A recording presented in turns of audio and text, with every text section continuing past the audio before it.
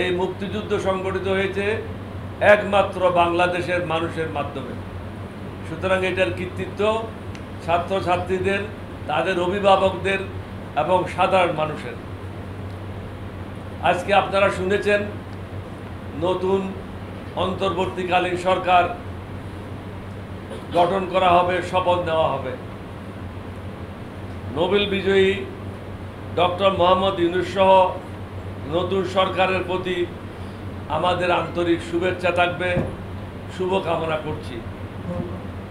আশা করি তাদের উপর অর্পিত দায়িত্ব পালনে তারা সচেতন হবেন এবং নিষ্ঠার সাথে সেটা পালন করবেন।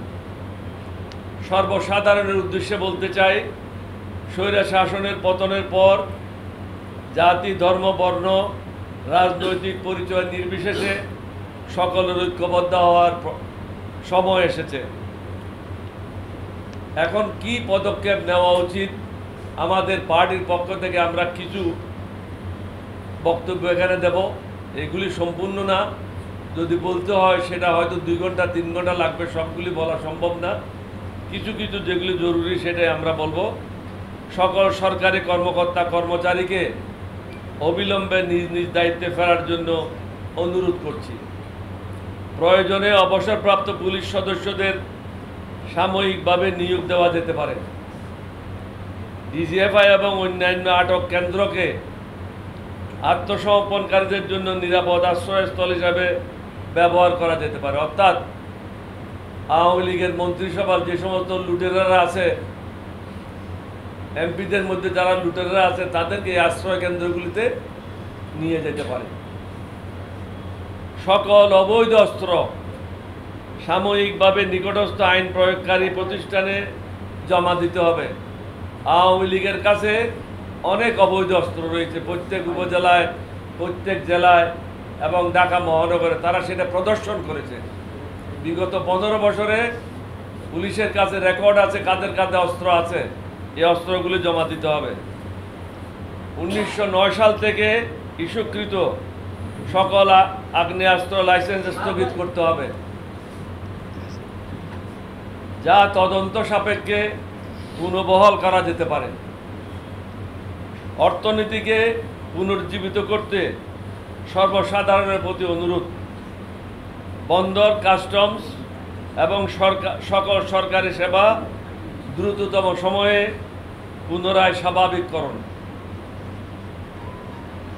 নিরাপত্তা নিশ্চিত সাপেক্ষে গার্মেন্টস সহ সকল ব্যবসায়িক প্রতিষ্ঠানগুলিকে স্বাভাবিক কার্যক্রম করার আহ্বান জানাই। প্রবাসী ভাইদের বৈধ পন্থায় রেমিটেন্স পাঠানোর উদাত্ত আহ্বান জানাই। বিশেষ করে নবনিযুক্ত যারা সরকার আজকে হবেন, তাদের প্রতি আমাদের কতগুলি বিশেষ বিশেষ আবেদন রয়েছে।